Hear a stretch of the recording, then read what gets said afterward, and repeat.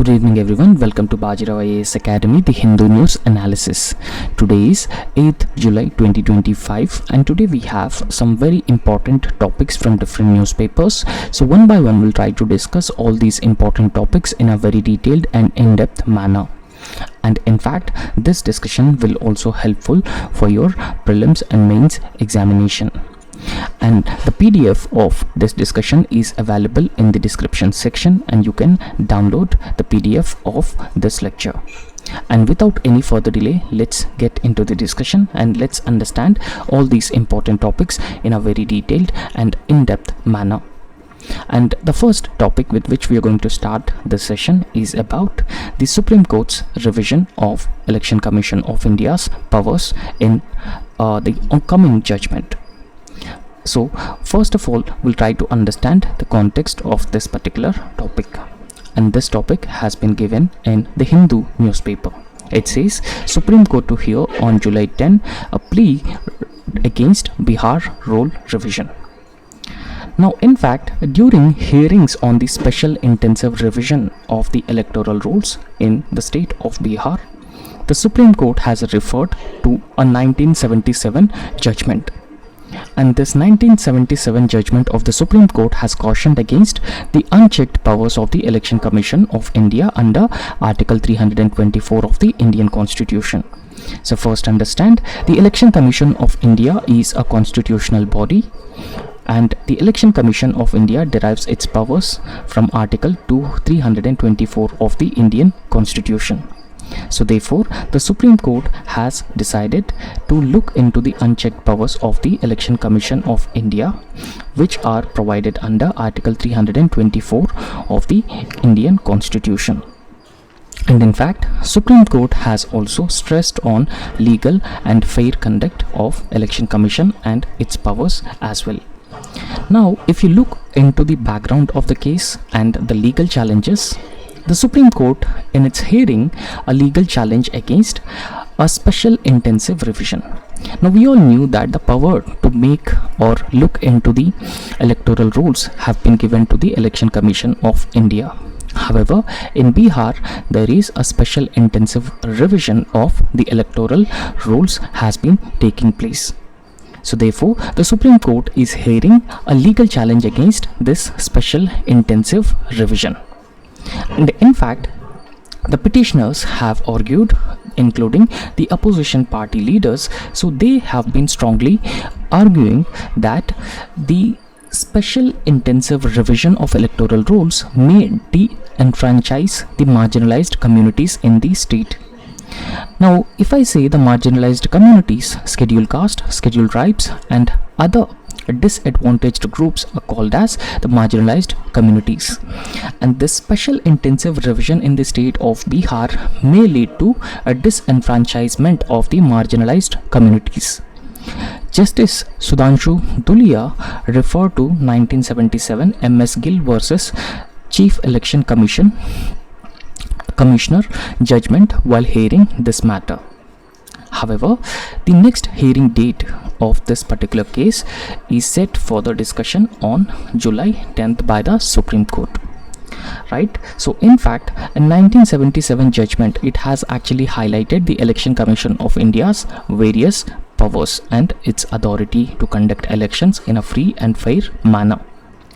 Now, if you look at Article 324's scope, so understand one thing, Article 324 of the Indian Constitution, it provides certain powers to the Election Commission of India. It grants the Election Commission of India a powers of superintendence, direction and control over the elections. However, there is a certain judicial caution when it comes to the Election Commission of India exercising its powers granted under Article 324 of the Indian Constitution. Justice R. Krishna Iyer stressed the Election Commission must adhere to the norms of fairness and do not act arbitrarily. And in fact, the Supreme Court has also emphasized on the unchecked power is an alien to Indian democracy. So nobody, no organization or no authority in a democracy should have an unchecked power, including the Election Commission of India. So therefore, the court ruled that unchecked power is an alien to the Indian democracy. And in fact, courts can also strike down the Election Commission of India's powers and decisions if they are misused or if they are unfair. So this is what the 1977 judgment actually highlights about the Election Commission of India's powers under Article 324 of the Indian Constitution.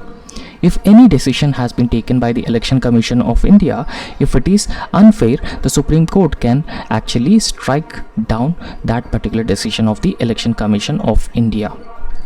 Now, what is the relevance of past verdict in 1977 to the present context?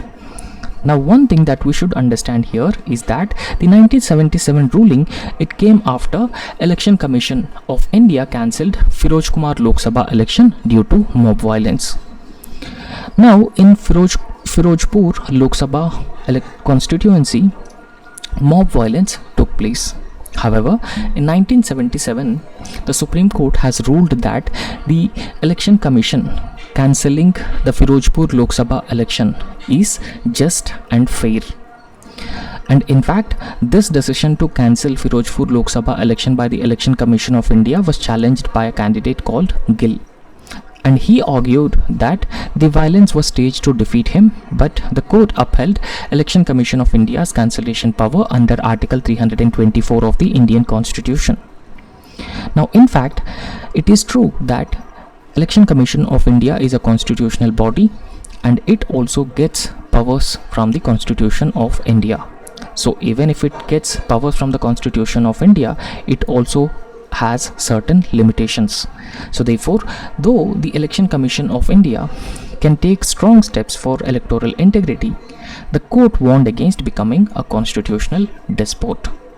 The Election Commission of India should not act as a constitutional despot. And in fact, there are certain terms within Article 324 of the Indian Constitution which gives certain powers to the Election Commission of India. So these terms which are mentioned in Article 324, they are very broad and they are very flexible, and therefore they must not justify arbitrary or excessive decisions. And in fact, Article 324 of the Indian Constitution is not very clear and specific.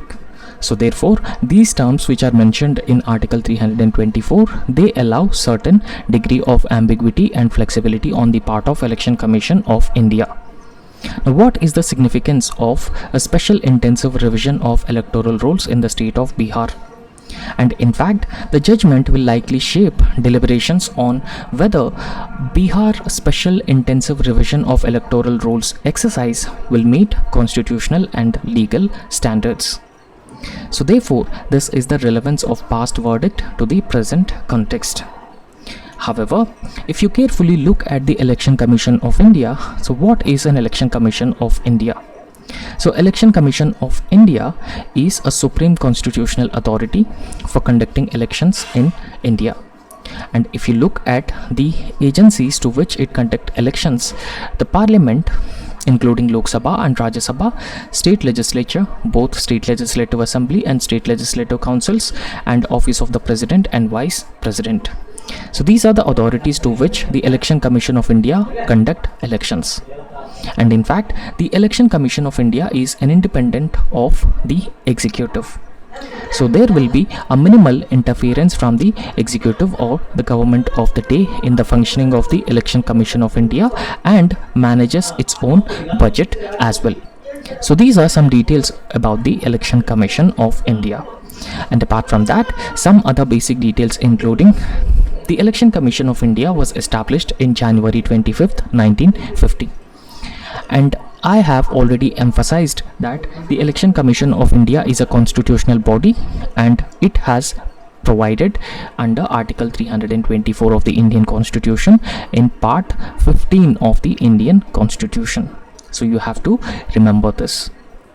Article 324 vests the powers of superintendence, direction, control of all the elections to the Parliament, state legislature, office of the president, and the office of the vice president as well. So this is a very important for your prelims examination. You have to remember this. And if you carefully look at the composition of the Election Commission of India, again Article 324 talks about the composition of Election Commission of India, and it shall consist of the Chief Election Commissioners and other election commissioners who are decided by the President of India from time to time. And in fact, after the Election Commissioner Amendment Act of 1989, it has been made a multi-member body. Now at present, the Election Commission of India consists of a Chief Election Commissioner and 2 other election commissioners who are appointed by the President. Now if you look at the appointment and service conditions of the President, of the Chief Election Commissioner and other election commissioners, the Chief Election Commissioners and other election commissioners are appointed by the President, and the condition of services and tenure of office of the Election Commissioner is determined by the President by rule. And in fact, the fixed tenure of 6 years or up to the age of 65 years, whichever is earlier, and they will be in the office. And in fact, the salary, status, perks are available to the judge of the Supreme Court of India.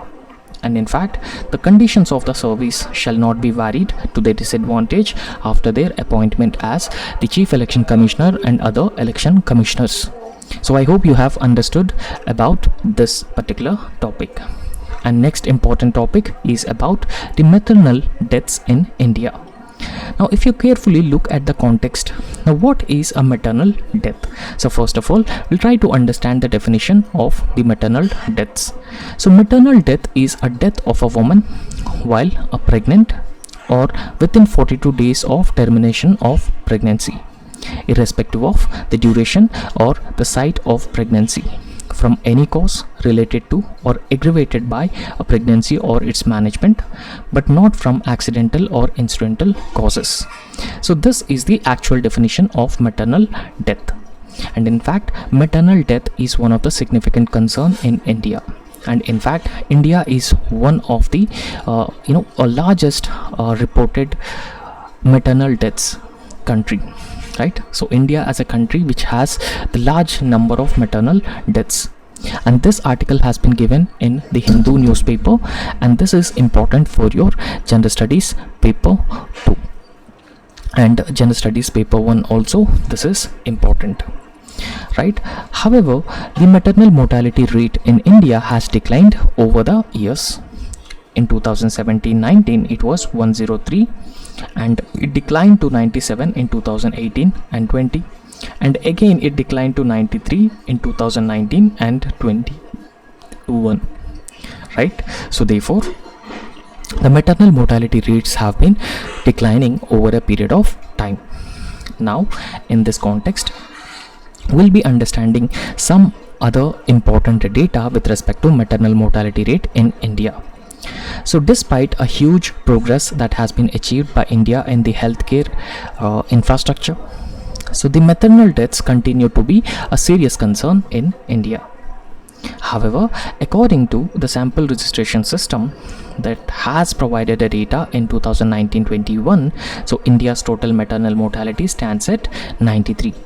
So that means 93 women die for every 1 lakh live births. So therefore, the maternal mortality is the mortality rate of women every 1 lakh live births. However, this is a serious concern. This is a serious issue, and that needs an urgent attention and comprehensive interventions as well. However, the maternal death of a woman during pregnancy or within 42 days of the end of pregnancy from the causes related to pregnancy or its management is entirely preventable with proper healthcare access and education.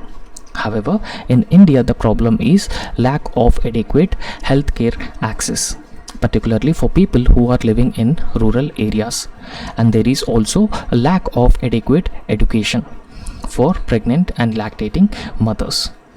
Now, if you look at the maternal mortality rate trends and data in India, so there is a gradual improvement in declining of maternal mortality rate in India. So in the year 2017-19, the maternal mortality rate was 103, and it declined further to 97 in the financial year 2018-20, and it declined again to 93 in 2019-21. Despite there is a significant improvement in the decline of maternal mortality rate, so it is a still concerning issue in many parts of the country, particularly the Bimaru states, UP, Bihar, some states in northeastern part of India, Jharkhand, Chhattisgarh, Rajasthan. In all these states, maternal mortality rate is still a concerning issue.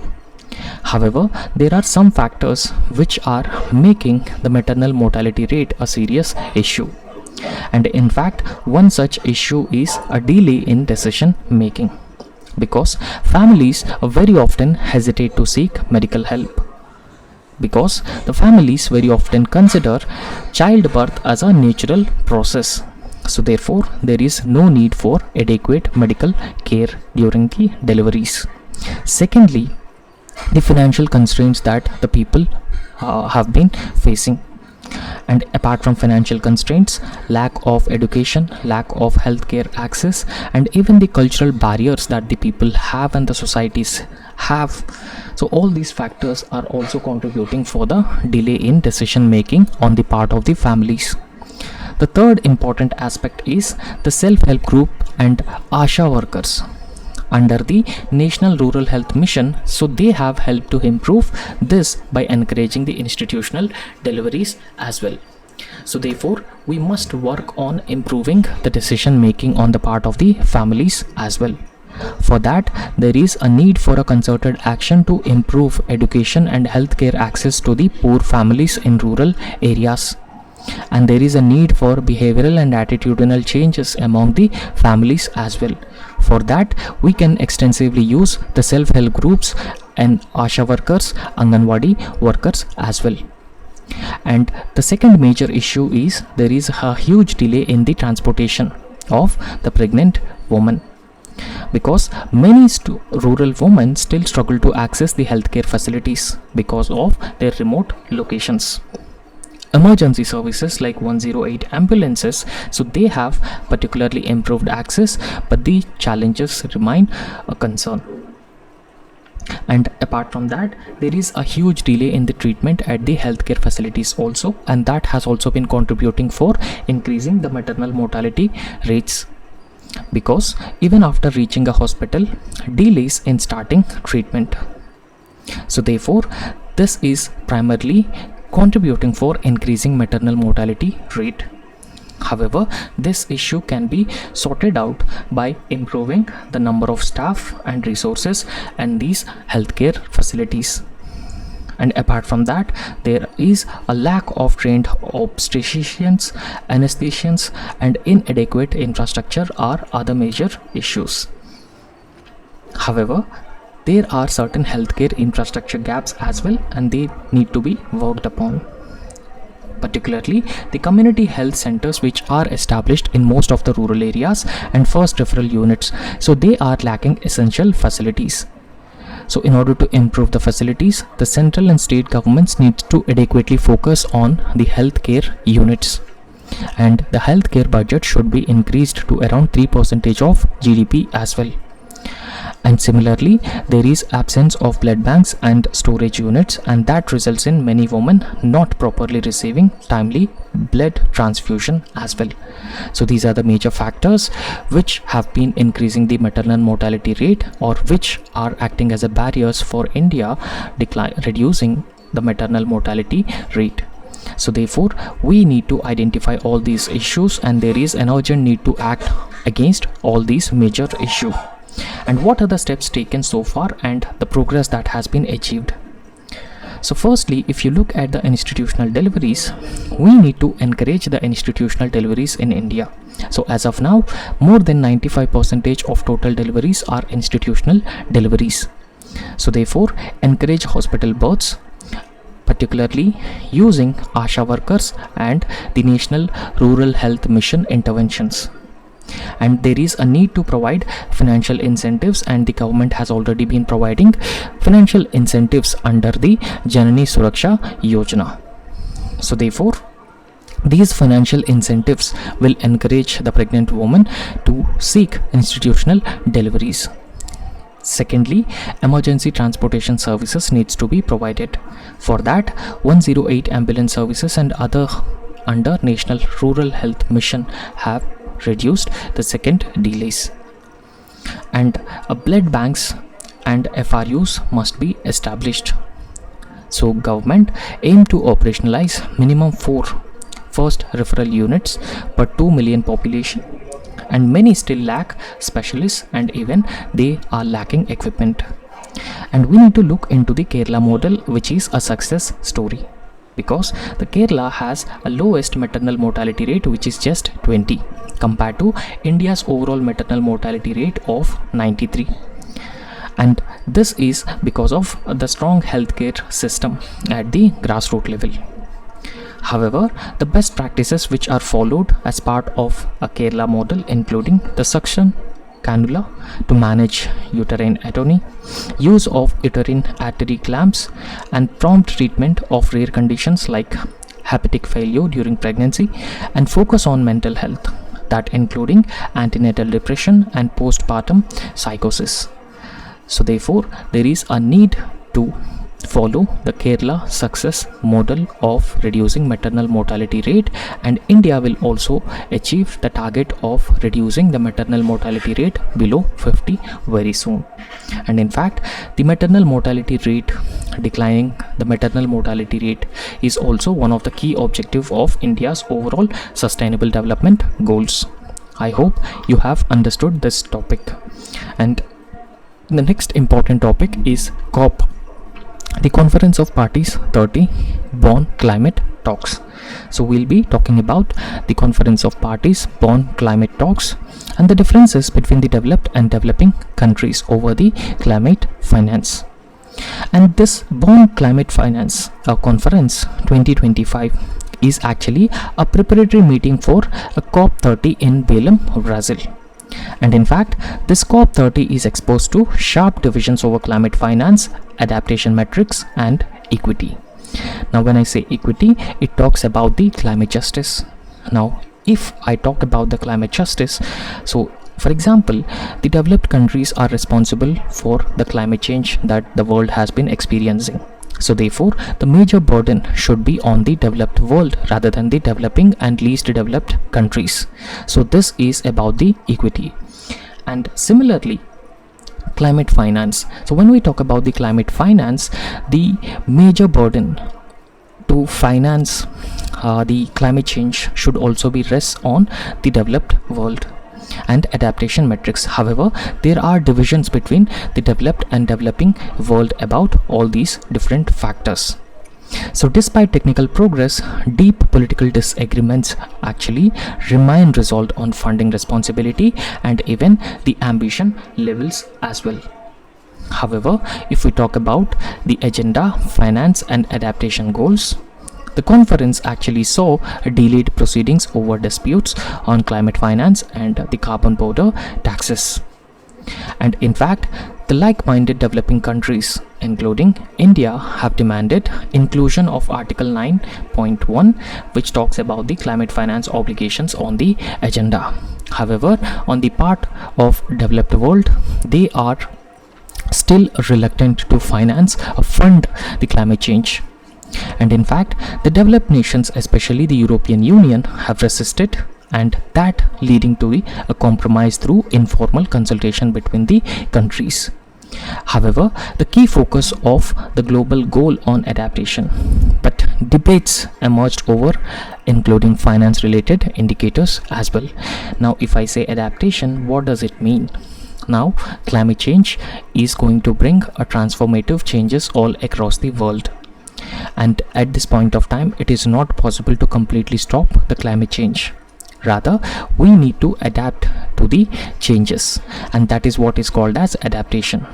We need to change our infrastructure, we need to change our living standards, and we need to change our existing modes of transportation and consumption as well. So this is what is called as adaptation. However, adaptation requires both technology and funding. Developing countries are asking the developed world for funding. However, the developed world is reluctant to fund the developing countries for this. So therefore, the major focus was on the global goal on adaptation. Now in this context, what are the contentious issues in mitigation, loss and damage, and gender? Now if we talk about the mitigation work program has already been launched, and it drew mixed reactions because the developing nations warned against turning it into a tool for new obligations. However, a proposal for digital platform on mitigation draw both support and caution about the duplication of efforts from different countries. However, the loss and damage calls were made to integrate L&D into the nationally determined contributions, and also to scale up technical and financial support. And in order to ensure the loss and damage fund, it is also important to achieve the technical and financial support as well. Now if we talk about Bonn Climate Change Conference, so it is a mid-year summit, and it is conducted under the United Nations Framework Convention on Climate Change, and it held annually in Bonn, Germany. And in fact, it also prepares the technical groundwork and agenda for the annual Conference of Parties Summit.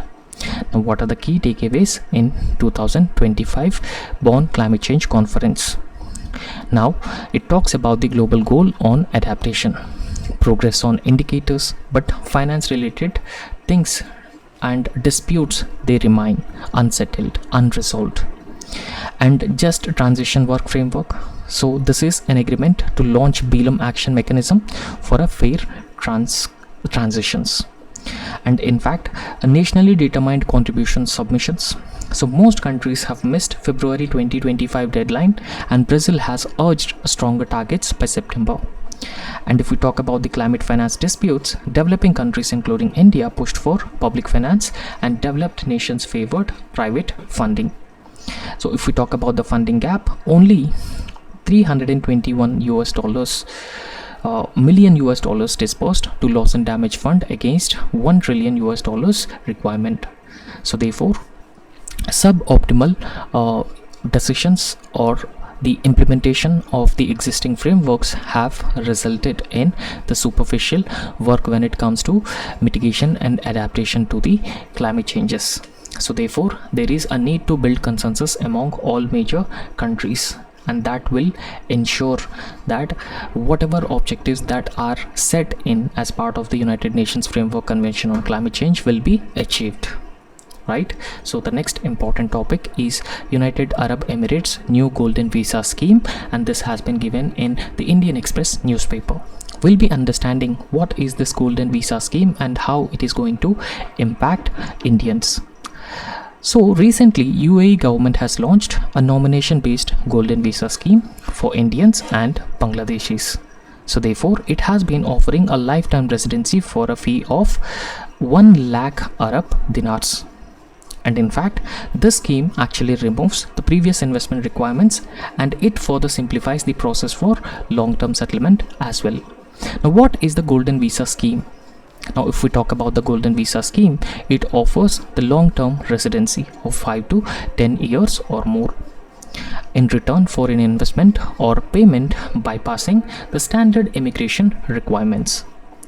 And in fact, it also allows the foreign nationals and their families to live, work and study without needing a sponsor as well. And in fact, the candidates include the real estate investors, entrepreneurs, eminent professionals like scientists, doctors, artists and athletes as well. However, unlike traditional visas, golden visas focus on economic contribution, not just employment offers or the qualifications. So therefore, what has changed for Indians through the golden visa scheme of United Arab Emirates? So a new nomination based lifetime golden visa has been launched for Indians and Bangladeshis, and the cost of golden visa scheme is approximately 1000 Arab dinars, which is approximately 23.3 lakh with no mandatory real estate investment. However, applicants can get approval from their home country, no visit to UAE as well. And residency is now lifetime compared to the earlier 5-10 year limit as well. So this is how the Indians will get a golden visa as well. I hope you have understood this topic as well. And in fact, United Arab Emirates is one of the country which has been hosting the largest Indian diaspora population. So therefore, this golden visa would further increase the opportunities for Indians to settle in UAE, and it will also significantly increase the remittances into India as well. So that's all in this lecture, and thank you so much.